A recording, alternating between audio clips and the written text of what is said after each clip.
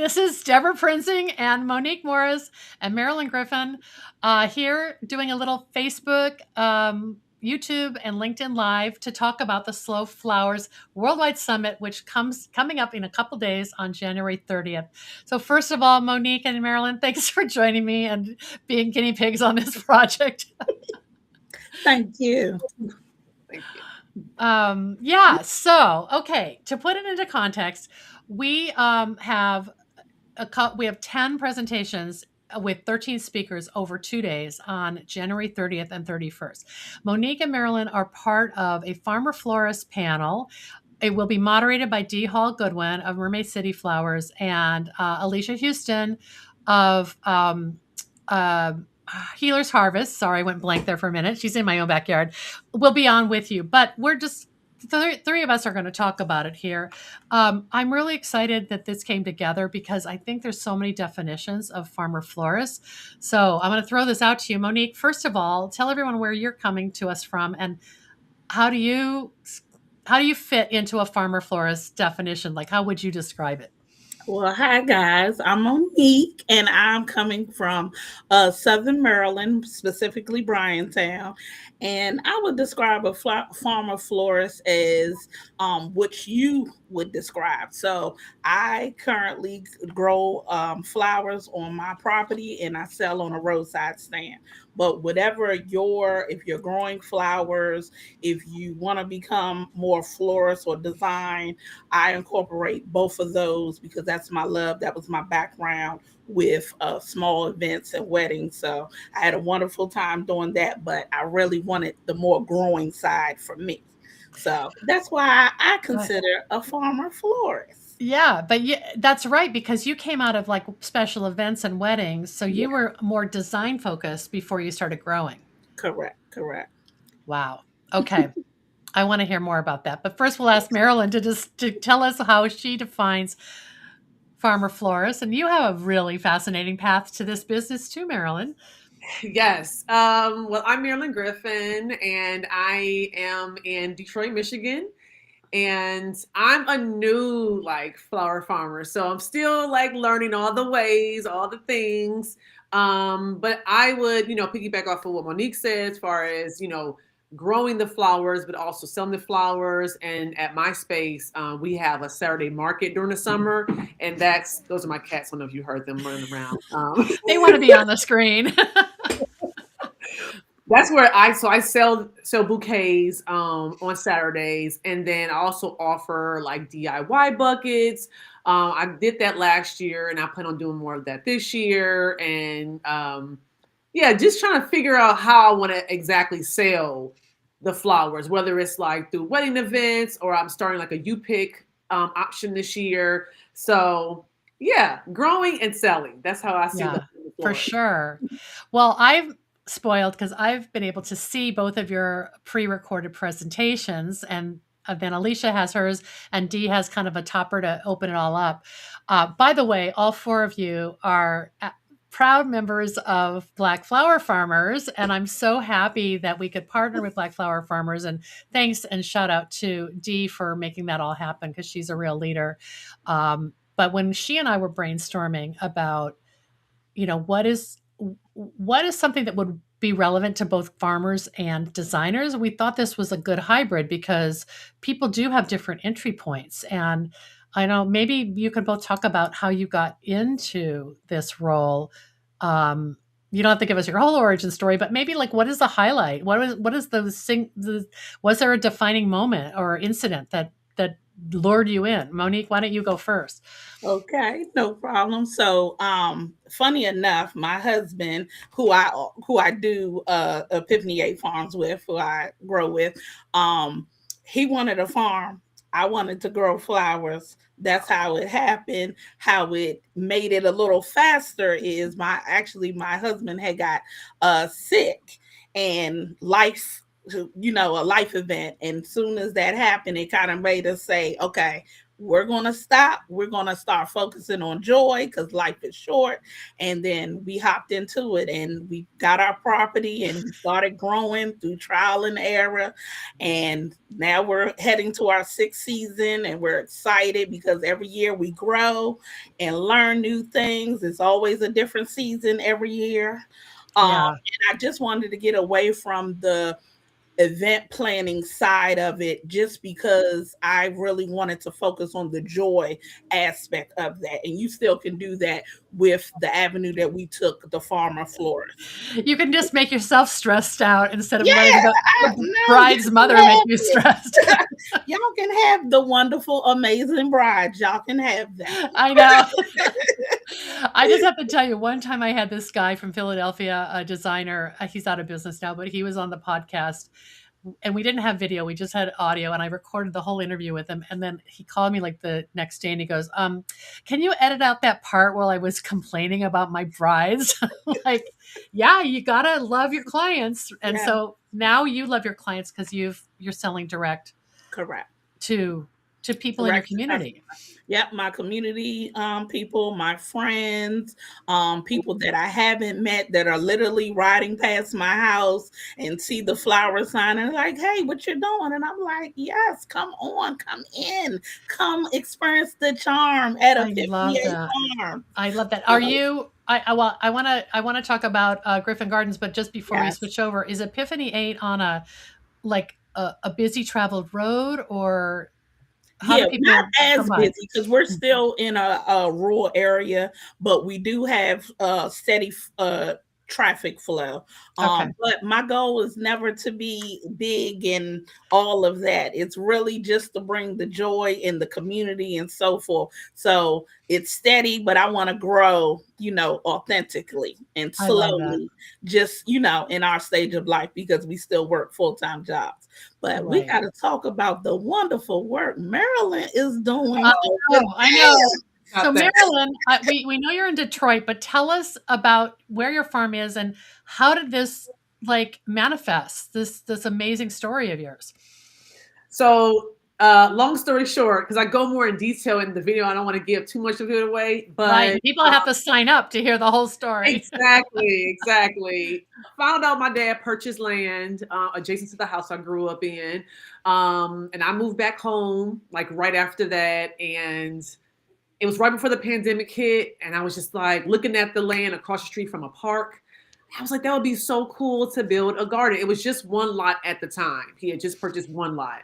And I just had a random idea to build a garden. And then the pandemic hit and everyone was stuck inside. I was outside creating this garden. Yeah. And it has developed into now a community space and flower farm. But how I got into flower farming, I was already growing flowers. The way I designed it was that flowers would surround the entire property. And then I was just then I found out about native plants from Michigan. And so then I started planting native plants. It just became this oasis. Oh, wow. And I wasn't really I had stopped working full time in 2021. The first summer I started the garden, I was just doing kind of seasonal work. And I was just like, you're out here full time. You're out here 7 days a week.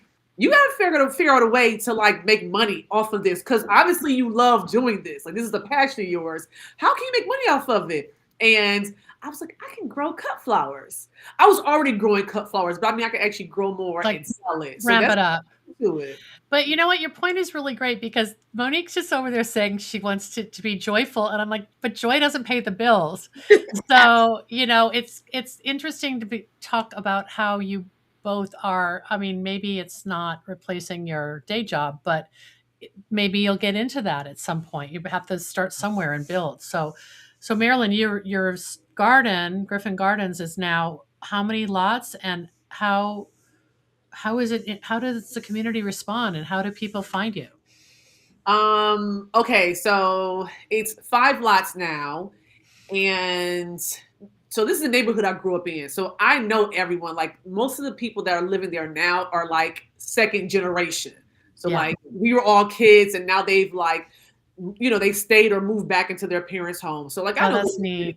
Yeah, so like even just building from the beginning, people will ride past and be like, "What you doing?" Because Detroit has an interesting history. If you know anything about Detroit, there's been a lot of abandonment, and through the abandonment, homes have been, torn down. And so it's so many vacant lots in the city that people are just so happy that I was doing something with it, especially because it's directly across the street from a park where so many kids frequent. And so, Right. just to have something so beautiful, even though the kids are like terrified to come inside.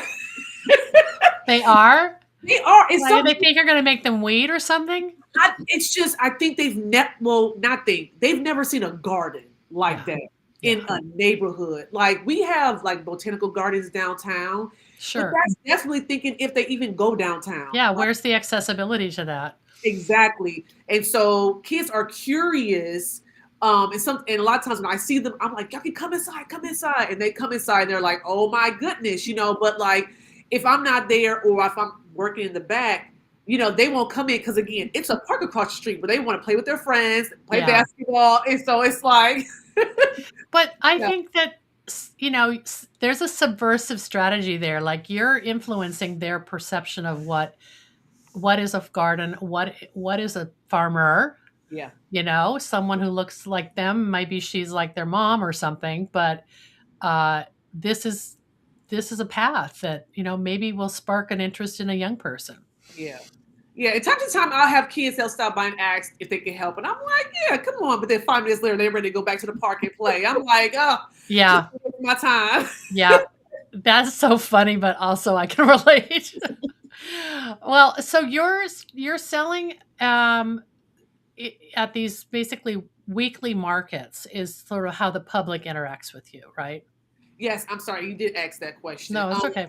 Yeah, so as far as the flower farm, on Saturdays we have what I call summer Saturdays, and so the day starts at 9 o'clock and ends at 2 p.m. So it starts off with 9 a.m. morning meditation, then 10 a.m. yoga, and then we have a market from 11 to 2, and we have like 20 plus vendors that normally participate on the flower stand, and then we have workshops that happen during the market. And like I'm running all of this stuff. I don't know why. I just keep adding stuff onto my plate. Yeah, but you are a former teacher, so let's just say you know how to make a lesson plan. Like this is all structured. Yeah, but it's inspiring. Yeah, so with the workshops have always been like outside, educators or people who have skill who want to share it. And I was just like, you need to do some flower-based workshops. So I'm like literally thinking of how do I incorporate more of the flowers into the space versus it being like a second idea, second thought, which is how it's been in the past. I'm like, it's a flower farm. Y'all get these flowers. Yeah. Come on. I love it.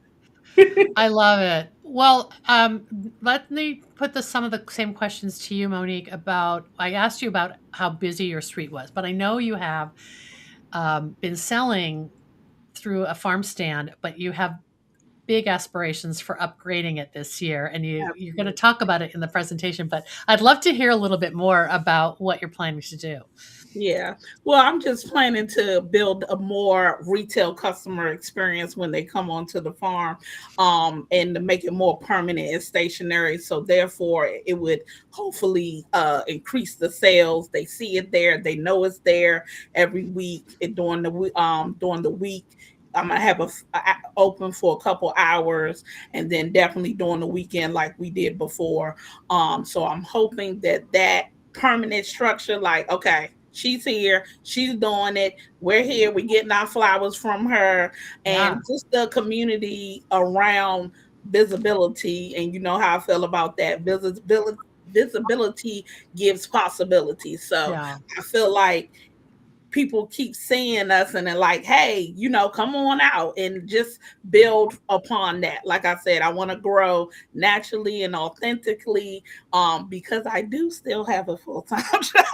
I somehow keep forgetting about that because you make it look effortless. Forget it really quickly. Oh my gosh! It's not an easy thing, but it's something that, because of where this flower journey has taken me, I wouldn't give it up. I'm going to still do it. And my goal is to be like my beautiful counterparts like Marilyn and all that, to become a full-time flower farmer. So I'm Yeah. excited for that journey, but I'm not rushing that journey Yeah. just because of our season of life and where we're at right now. But yeah, definitely taking a stronger approach this year towards the selling and the permanent fixtures. And then the only thing I didn't say in the thing is the mobile boutique. I'm Yeah, trying I to want get to the ask you pop about up. that. So Yeah, this is like a vintage trailer that you it's guys are a going to. vintage trailer that I plan on converting into a mobile boutique, so I can, be a part of some pop ups. Oh, wait, because Maryland. you have like two Yeah, camper I have things, two right? structures. I have a Okay. pop up that I bought that's going to be the main roadside stand, and then I bought the travel trailer, which I want to make that the mobile flower boutique, so Oh I my can pop gosh. up Oh in my the gosh. beautiful Maryland streets and DC streets, because we're part of the wonderful DMV, and be able to sell that way and to connect with my community a little bit more, and just again give the joy that will pay the bills. So like the when you mentioned wanting to work with corporations or whatever, you could Yes, be someone could rent you to correct. come in, rent the trailer or whatever you call it, to come Yep. in, pop up and sell flowers during that event for a couple Absolutely. hours. Just have like a mobile bar, and so forth, and be available. Right now we're gonna focus on the DMV. I don't know if I'm taking it on the road too much, even though we love a good road trip. I But wonder, yeah, like what's the mileage? How just the fast can it go? DMV. You have Just to the pull it. DMV. You have to Yeah, pull it yeah, behind something. Okay. yeah. Uh-huh. Wow. So are you gonna like get it all tricked out with like? Oh yeah, it's gonna be Oh gorgeous. my It's gosh, I'm gonna, gonna make you a pillow you for know, it. I'm a little bubbly, so I got to have flowers everywhere. I have different markups for it. We've been going back and forth about how we want it to look and so forth. But yeah, I'm really excited for that. That we're working on. We're working on both of the trailers, and then our greenhouse is coming to extend our season for our Okay. customers, and that alone is going to be a game changer Yeah. for us. So I'm definitely excited this year. I'm excited for the summit. So come and register quickly.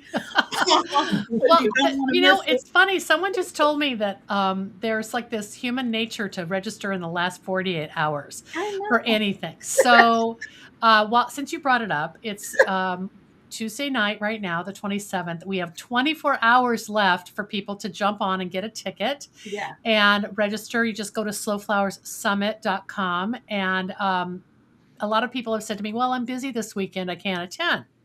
But it doesn't matter because you can watch the replay video for up to 3 months. And so that sort of takes away that excuse. I do love the days when I've seen you in person at the Slow Flowers Summit, Monique, and I promise that in 2027 we will be live and in person again. This virtual is cool, but Yeah. got to try it. But I'm ready to go back to the real face to face. I did get to see both of you in person and hug you both just like 2 weeks ago at the ASCFG conference in Albuquerque, and what a treat that must have been. The reunion vibe was crazy. Yes, it was absolutely amazing. It was actually kind of historic. This was one of our largest Black flower farmer gatherings. We got to meet in person. We got to love on each other. We got to talk. And again, cannot thank Mimo, cannot thank Dee enough just for assisting us with that. Yeah. But again, we definitely can't not thank you for all that Oh, you do and well, collaborating with us. I like to be part of Black Flower Farmers too, since well, let's just say this. My husband is a lawyer, but I'm trying to turn him into a Black Flower Farmer. It ain't gonna happen. He's a black weeder. I don't want him to hear this. Disregard that, Bruce. But I just felt so moved by just the community, the camaraderie, and the mutual support. And I really think that will come across when we have the flower farmer panel. at the summit. Also, we have kind of an international vibe going with Dee and Sel from Forever Green Flowers, who's they're doing a panel on Friday. You guys are on Saturday. Is that right? You're on Yes. Saturday? Yeah. Mm-hmm. Correct. And I'm just grateful that we can just lift each other up. There's so much to learn, and you're both so inspiring. I do really encourage people to sign up just to watch this presentation. And, we'll figure out ways to make it available in the future, because I want to get the word out about Epiphany 8 Farms and Griffin Gardens, and encourage people to follow you, support you, patronize your farms. If you're in the, in the area, you're not shipping yet, either one of you, but you can do long distance. Like, I subscribe to Maryland's CSA for my sister-in-law, Sandy. And listen, she lives down the street from you practically, and she didn't know there was a flower farm in Detroit. So we have to kind of advocate for getting people everywhere to care about local flowers. So anyway, I'm thrilled that we could chat a little bit. Is there anything you guys want to add before we wrap up? We'll post this soon, and people can hear our little chatter on Facebook, I guess. Well, I'm excited to see you all on Friday and Saturday. So hurry up and register, because again, thanks. I have been a part of Slow Flowers for many years. The virtual is just as good as in person, even though I get to get extra hugs in person. So that's the only difference. But it's educational. The different design classes, the talks about climate change, the different stuff, our presentation, learning Marilyn's story, learning my story, learning Alicia's story, and the amazing D. Goodwin story. Come on, register. It is a fantastic presentation. Well, how about you, Marilyn? This is going to be, I hope you can attend the other sessions too, and try to, enjoy what everyone's bringing, but yours is the most special, I will say. Oh, I'm excited. Again, I'm such a newbie. I mean, it's my first time attending the conference, and so I'm just excited to learn and soak things up, because it's so much. Much. And we think we have all this time of luxury in the winter to get all this education done, but listening to both of you, you've got stuff cooking already for 8 weeks from now. I mean, when seeds have got to be sown, and the days will get lighter, hopefully, and we can garden and after work and that sort of thing. So anyway, that's my goal, and I'm so grateful for both of you, and I'm grateful that we could jump on and share a little bit with the world of our followers and people who are into gardening, into plants, into flowers, and care about supporting local flowers and the people who grow them.